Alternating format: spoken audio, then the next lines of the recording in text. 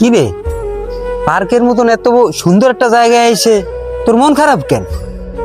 কিরে, তোর কি কিছু হয়েছে?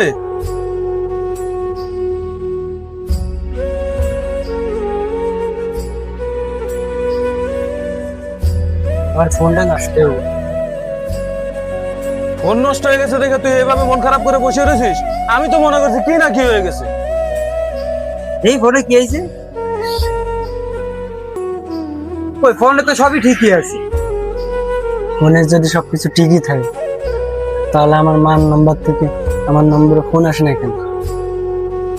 আজ কতদিন হয়ে গেল আমার মা আমার ফোন দেয়নি।